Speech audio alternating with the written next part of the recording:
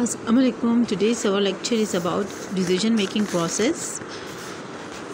It's the chapter number 3, or you can say chapter number 2, or part 2 of chapter number 2.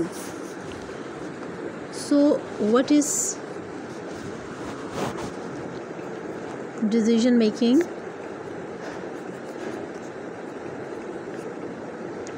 Decision making is a process of making decisions. It's a fundamental process in any organization. Unfortunately, decisions not always turn as planned. So the question arises, why decisions not always turn as planned? The answer is we have to make some steps, or we have to follow some step. After following those steps, our decision will be successful. So what are these specific steps? These specific steps are: specify objective and criteria for making the decision, develop alternative, analyze and compare alternatives, select the best alternative, implement the chosen alternative, monitor the result, ensure the desired result are achieved. Now we will discuss these all elements one by one. So success or failure of any decision making is dependent upon this specific step. Decision maker must have to decide or identify the criteria by which proposed solution will be judged. Some criteria or the common criteria upon whom the performance will be judged, or upon whom the proposed solution will be judged, or upon those criteria the decision will be judged. Maybe this criteria is cost, maybe this criteria is profit or return on investment. These are the basic criteria upon which we will judge that decision is made successfully or not, or increase productivity. Why we are doing decision making? Maybe we are doing decision making to reduce our cost, to increase our profit, to make some return on investment, to increase our productivity, to compete with risk, or to improve our company image.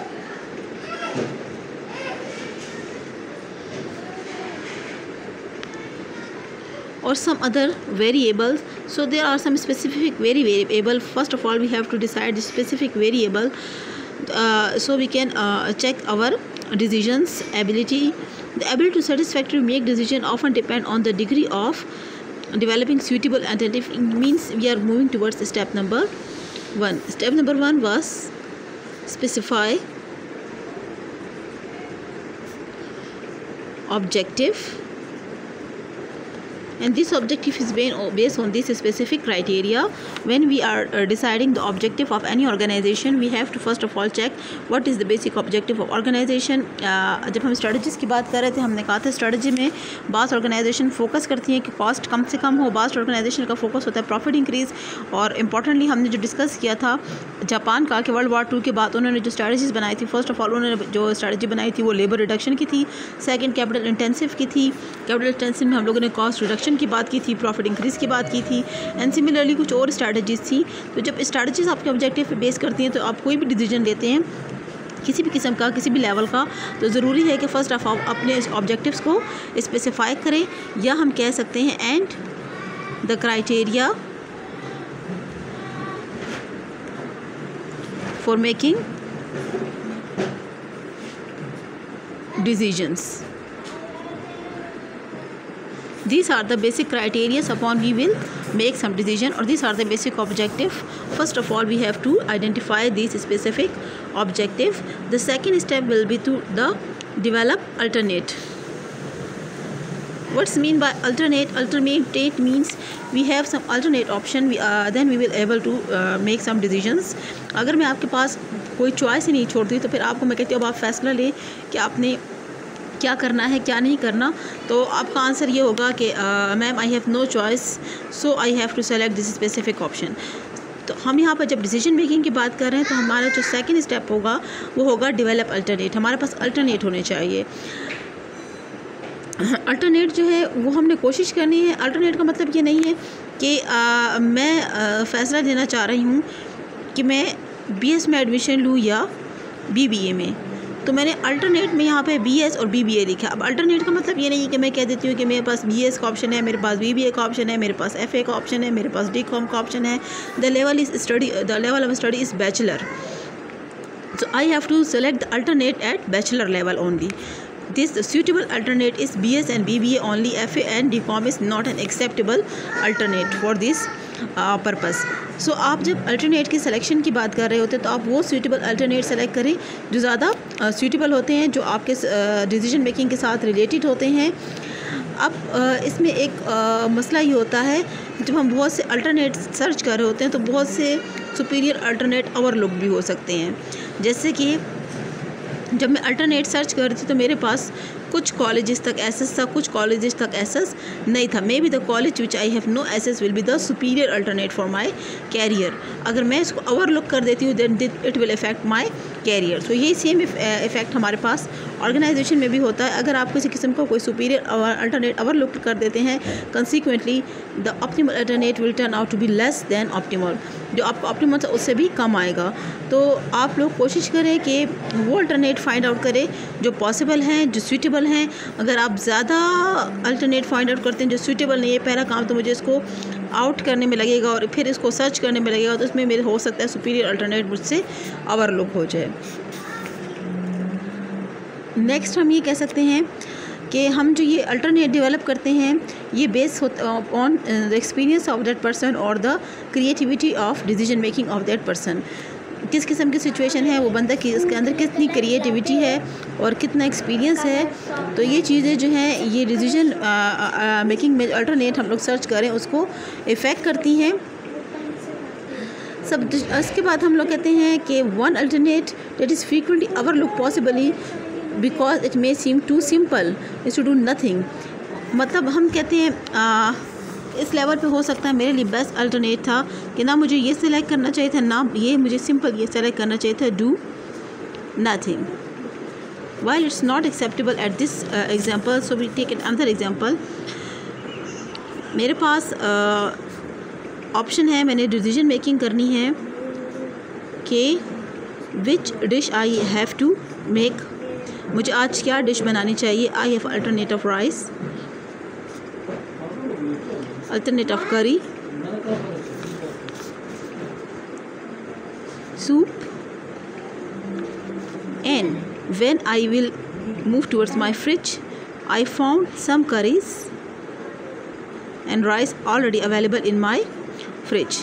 So when I was finding my alternate, जब मैं अपने alternate search कर रही थी तो मैंने कहा कि आज मुझे चावल बनाने चाहिए, मुझे सालन बनाना चाहिए, मुझे सूप बनाना चाहिए।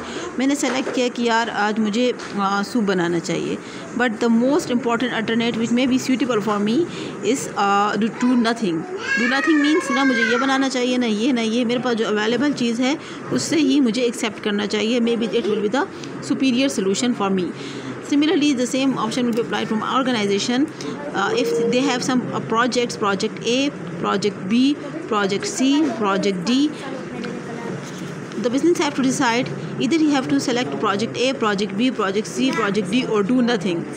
Do nothing means that organization have to select no one project. At this point, no one project is beneficial for the organization. So the decision will be do nothing.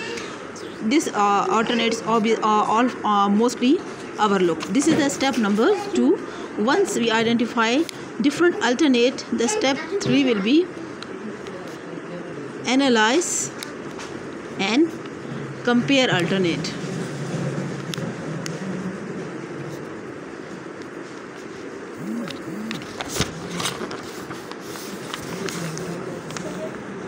Analyze and compare alternate is often enhanced by use of mathematical and statistical techniques.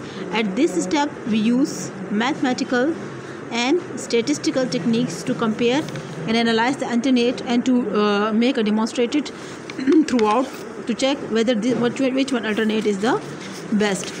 Once we apply mathematical and statistical techniques, and then we will move towards the step number 4.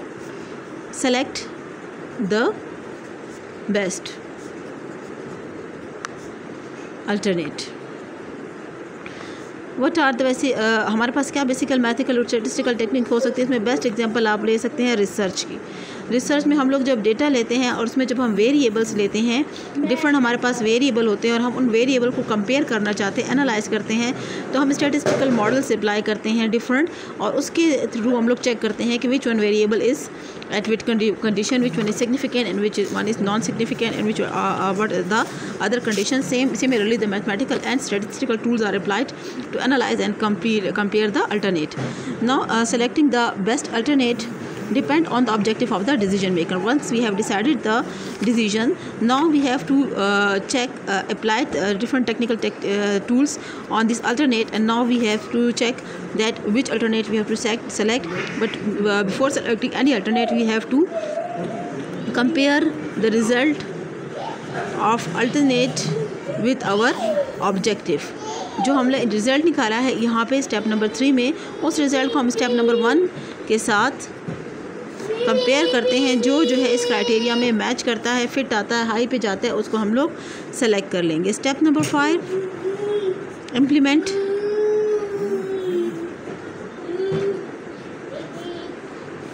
The chosen alternate.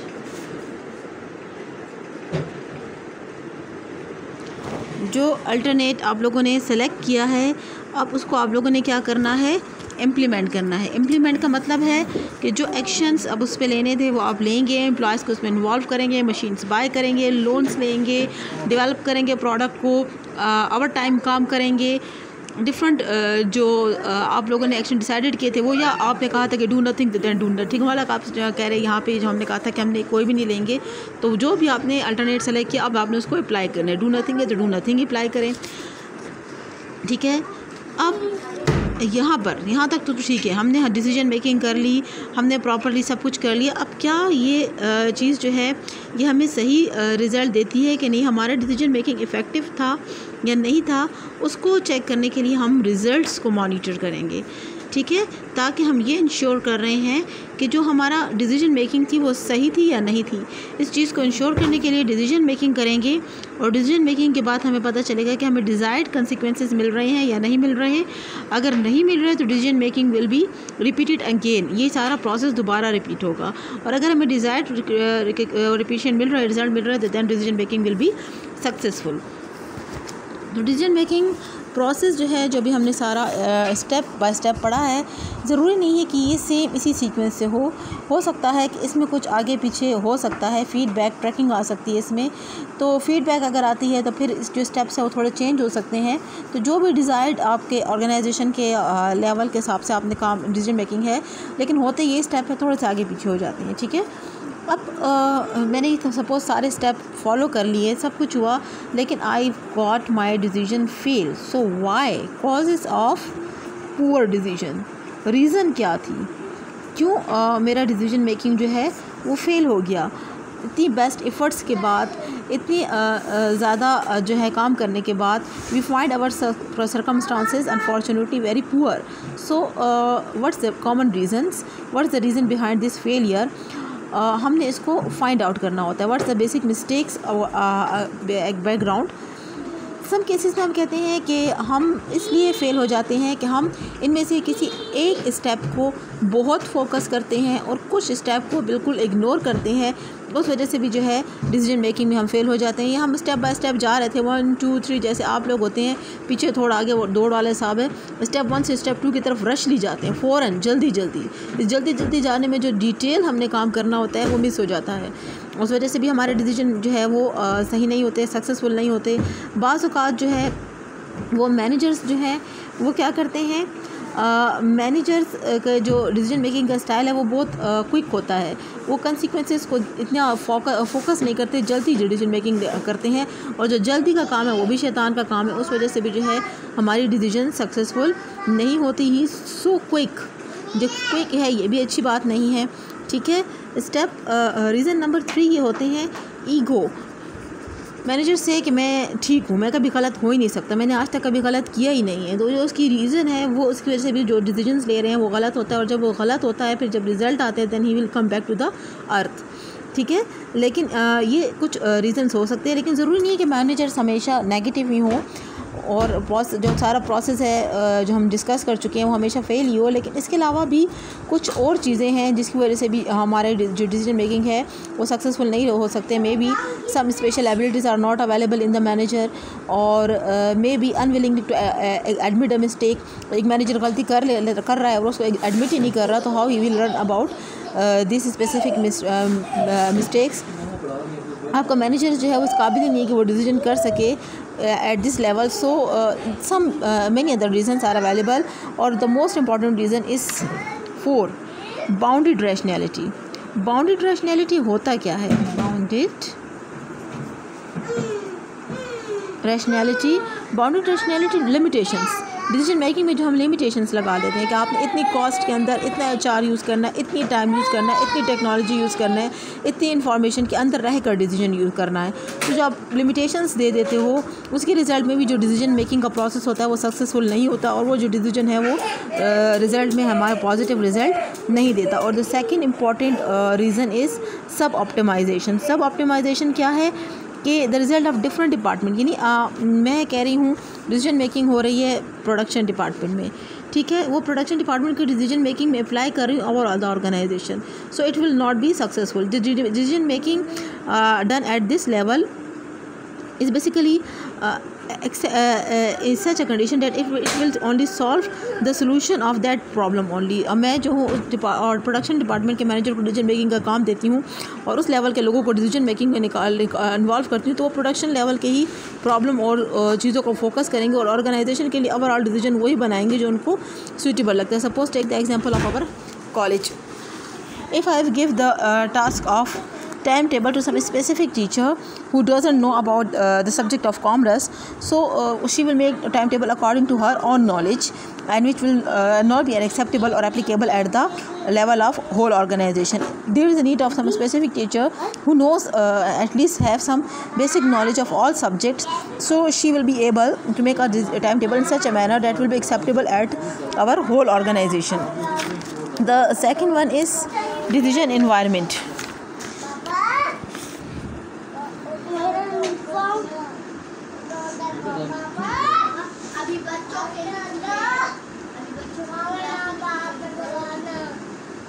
Decision environment. Environment is classified now at 3 categories.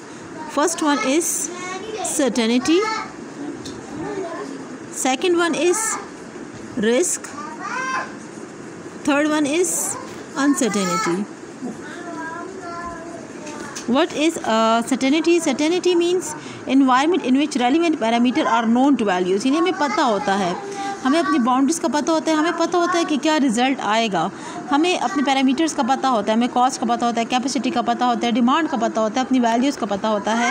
Risk means we are thinking that environment in which we are working will result some problems. हमारे पास कुछ future ऐसे events आ रहे हैं जो हम नहीं चाहते लेकिन हमें लगता है कि ऐसा होगा। और अनसर्टेनिटी का मतलब देखें, रिस्क मीन हम मतलब श्योर नहीं है अभी आउटकम के मुकाबले में, हम लगता है ऐसा होगा या वैसा होगा, ठीक है। जबकि अनसर्टेनिटी जो है उसमें पोटेंशियल ऑफ लॉस नहीं है, रिस्क में पोटेंशियल ऑफ लॉस था। अनसर्टेनिटी में हम बिल्कुल श्योर नहीं हैं क्या होना है क्या नहीं होना, हमें कुछ कंफर्म नहीं है। The best ways to consider this situation, we have to take some examples. Consider the situation profit per unit, हमें पर यूनिट 5 रुपये प्रॉफिट है और हमें 200 रुपये की 200 यूनिट्स का ऑर्डर मिलने वाला है। How much profit will you make? This is an example of certainty because we are sure about per unit profit and total demand. हमें इसका पता है डिमांड कितनी है और पर यूनिट प्रॉफिट कितना है। Now profit is 5 per unit based on the previous experience. हमने वही एग्जांपल लिया, हमें पता है कि 5 रुपीज़ प्रॉफिट होगा। There is a 50% chance of an order of 100 unit और a 50% chance of an order of 200 unit. हमें कुछ पता नहीं है, हो सकता है हमें लग रहा है कि 100 यूनिट का ऑर्डर आ जाए या 200 का आ जाए। तो व्हाट इज़ एक्सपेक्टेड प्रॉफिट, हमें यहाँ पर एक्सपेक्टेड प्रॉफिट पता नहीं है, रिस्क है, हो सकता है 100 आ जाए, हो सकता है 200 आ जाए, हम श्योर नहीं हैं। और जो थर्ड वन है द 5 पर यूनिट और the probabilities of partial demand are unknown. हमें कुछ यहाँ पर अनसर्टेनिटी में ज़रा भी श्योर नहीं है, हमें ऑर्डर आता भी है या ऑर्डर नहीं भी आता। This are the some basic examples of certainty, uncertainty and risk. The next one topic is decision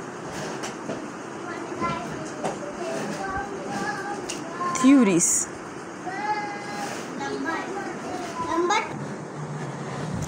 Now the simple way for a decision is to apply decision theories.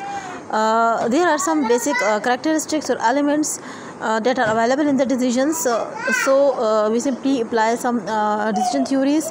When we are applying decision theories, we have to check payoff. Payoff means the return. जब हम decision बना रहे होते हैं, उसको summarise कर रहे होते हैं, तो हम payoff को चेक करते हैं. देखिए, जब कोई भी आप डिसीजन मेकिंग की बात करते हैं तो आपके पास set of possible future conditions होती हैं जो हम लोगों ने देखनी होती है डिसीजंस को डिसीजन मेकिंग में. हमने अब तक डिसीजन मेकिंग में जो डिस्कशन की थी वो हमने सम फ्यूचर जो सेट ऑफ कंडीशन से हमने कंसीडर नहीं किया था. लेकिन जब हम डिसीजन थ्योरीज़ की बात करेंगे तो हम इसको कंसीडर करेंगे. कुछ लिस्ट ऑफ अल्टरनेट होती है मैनेजर्स के लिए जो फर्म को चूज़ करनी होती है. हमें पे ऑफ का पता होना चाहिए. हर एक अल्टरनेट के लिए हम फ्यूचर कंडीशंस को देखते हैं.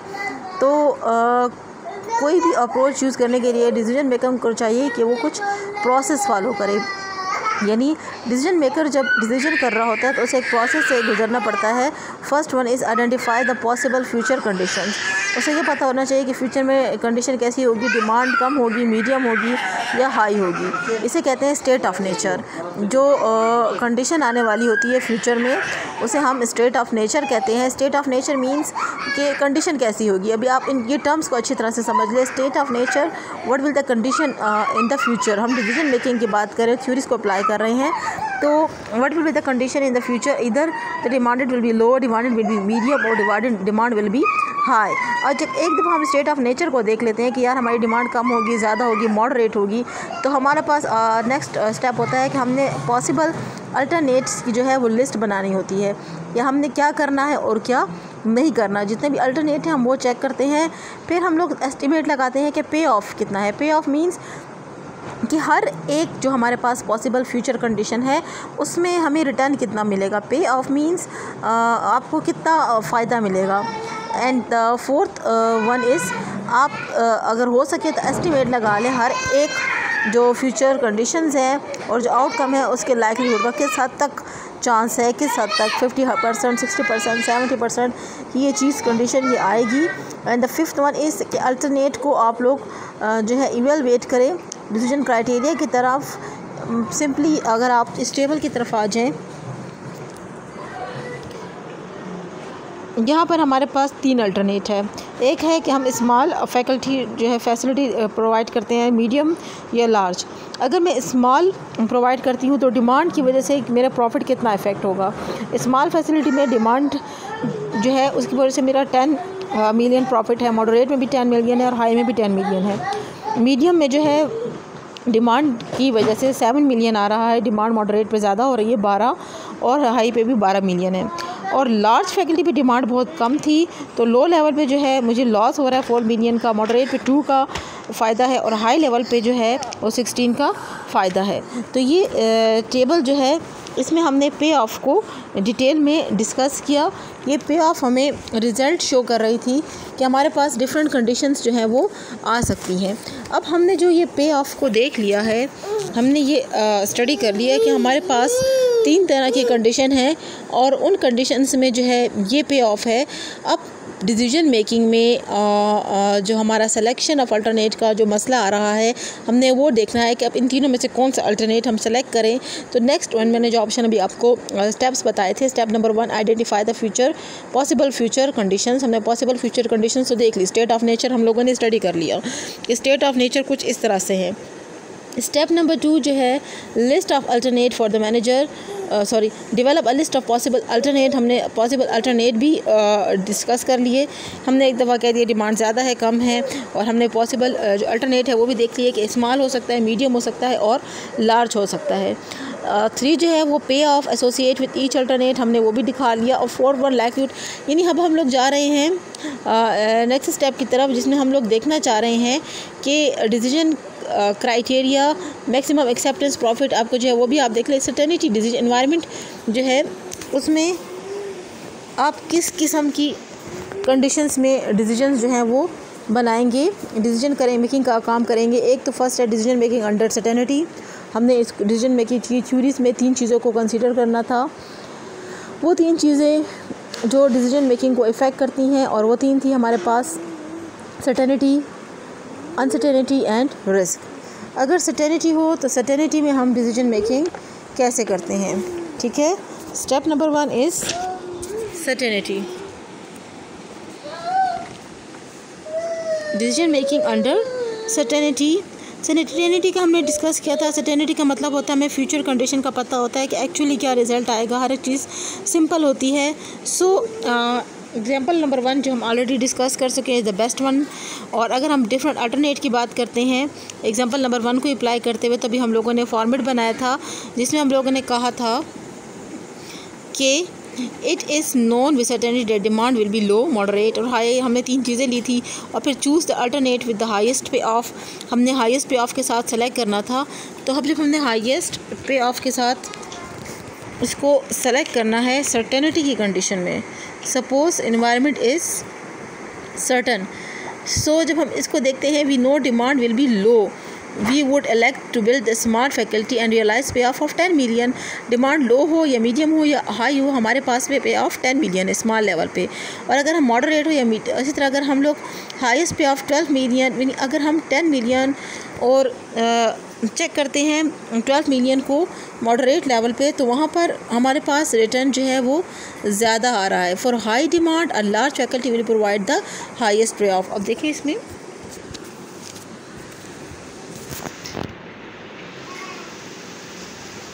मेरे पास अगर स्मॉल फैकल्टी है, डिमांड लो है, रिजल्ट विल बी आउट पे ऑफ 10, मॉडरेट 10, हाई 10। अगर मैं मीडियम फैकल्टी की बात करती हूँ तो मैक्सिमम मैं 12 मिलियन तक अर्न करती हूँ। अगर मैं लार्ज फैकल्टी की बात करती हूँ तो मैक्सिमम मैं 16, यानी यहाँ पर मैं ओवरऑल देखूँ तो highest is 16। So highest faculty and high demand is 16 is the best option अगर मैं सर्टेनिटी की डिसीजन मेकिंग करती हूँ। लेकिन अगर हम डिसीजन मेकिंग की बात करते हैं इन अ अनसर्टन इन्वायरमेंट, जिसमें हमारा इन्वायरमेंट टोटली अनसर्टन है, तो फिर हम एक दूसरी एक्सट्रीम की तरफ जा रहे हैं। मतलब no information is available on how likely will the various of state of nature. हमें स्टेट ऑफ नेचर के बारे में कुछ पता नहीं है। इस कंडीशन में हम 4 तरह के डिसीजंस ले सकते हैं। First one is maximum, second one is मैक्सिमैक्स, Laplace और मिनिमैक्स रिग्रेट। मैक्सिमैक्स क्या होता है? Choose the alternate with the best of the worst possible पे आउट। क्या मतलब चूज़ द अल्टरनेट? इसको भी हम एक एग्जांपल के साथ ले लेते हैं। जैसे आपको कह रहे हैं यही टेबल आप ले लें जो हम पहले डिस्कस कर चुके हैं। उस टेबल में अगर मैं मैक्सिमस का फार्मूला अप्लाई करना चाहूँ तो मुझे कैसे पता चलेगा कि कौन सा बेहतर है? मैक्सी मिन, MAX मैक्स और मिनिमम। सो स्मॉल फैकल्टी 10 था, मीडियम जो था वो लार्ज था 7 था, और लार्ज वन जो था वो -4 था। 10 मिलियन जो है वो बेस्ट है to build the small faculty using maximum strategy. आपको क्या कह रहे हैं देखिए,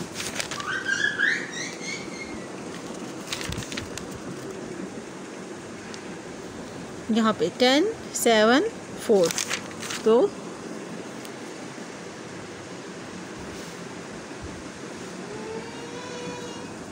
टेन 7 4, इसमें 10 मिलियन बेस्ट है हमारे पास। और अगर हम मैक्स वाली अप्लाई करते हैं तो 10, 12, 16, यानी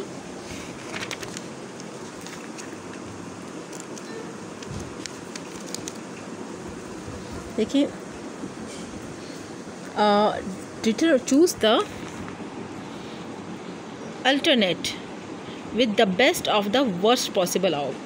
वर्स्ट पॉसिबल, इसमें वर्स्ट सबसे बुरी जो और पे है कौन सी है? सबसे बुरी इन तीनों में देखिए 10, 10, 10, तो मैं लो को ले लेती हूँ। सबसे वर्स्ट मुझे यही नज़र आ रही है। 7, 12, 12, इसमें सबसे वर्स्ट मुझे 7 नज़र आ रही है। 4 to 16, इसमें सबसे वर्स्ट मुझे 4 नज़र आ रही है। सबसे वर्स्ट मैंने रिज़ल्ट ले लिए, सबसे वर्स्ट मैंने पे ऑफ ले लिया। सबसे वर्स्ट में 10, 7 और 4 था, तो सबसे वर्स्ट के बाद मैक्सिमम की तरफ जाएंगे और सबसे मैक्सिमम इसमें 10 है। इसे कहते हैं choose the alternate with the best, सबसे best of the worst possible. Best जो है वो मैं सेलेक्ट तो करूँगी, लेकिन वर्स्ट वन से सबसे वर्स्ट पॉसिबल पे ऑफ कौन से हैं। देखिए पे ऑफ दोबारा देख लें। पे ऑफ अगर स्मॉल फैकल्टी हम अप्लाई करते हैं 10, 10, 10, तो इसमें तीनों इक्वल जा रहे हैं, लेकिन इसमें सबसे वर्स्ट लो है और सबसे बेस्ट हाई है। फिर अगर मैं बात करती हूँ नेक्स्ट वन की 7, 12, 12, तो वर्स्ट 7 है, बेस्ट 12 है, हाई 1, सबसे वर्स्ट -4 है, देन 2 और देन 16। अब हम इसमें से सिलेक्शन की बात करें। सिलेक्शन में हम लोगों ने पहले बात की थी डिसीजन मेकिंग अंडर सर्टेनिटी, वो तो सिंपल था। अब हम अनसर्टन है, हम श्योर नहीं है फ्यूचर के बारे में, तो हमारे पास 4 तरीके हैं। एक मैक्समिन है, मैक्समिन का मतलब है सबसे वर्स्ट लें, सबसे वर्स्ट 4, 10, 7 और 4 है, और उसमें से सबसे बेस्ट को सेलेक्ट करें। दोबारा से डेफिनेशन देख लें।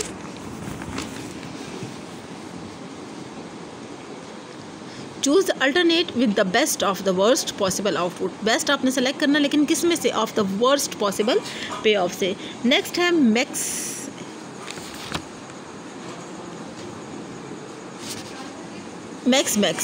Choose the alternate with the best possible पे ऑफ। तो बेस्ट तो ठीक है, इसमें सब में से बेस्ट ले लें। इनमें से बेस्ट कौन सा है?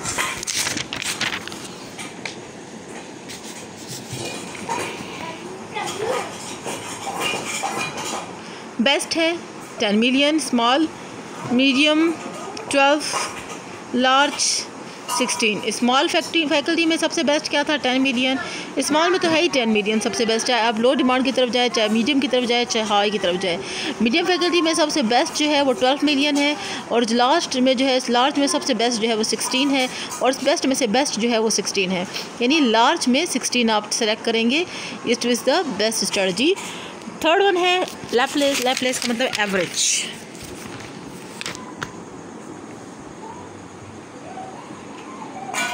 Choose alternate with the best average pay off any of the alternate. इन तमाम अल्टरनेट में से कोई भी सेलेक्ट कर लें जो बेस्ट एवरेज होता है। तो हमने इन सबको प्लस किया। स्मॉल में 10, 10, 10 प्लस 30, मीडियम में 7, 12, 12 प्लस 31, लार्ज में -4, 2 प्लस 16 = 14, और हम एवरेज लेते हैं इन सब का, तो बेस्ट वन इज़ 10.33, यानी medium faculty is the best answer for us. Now the last one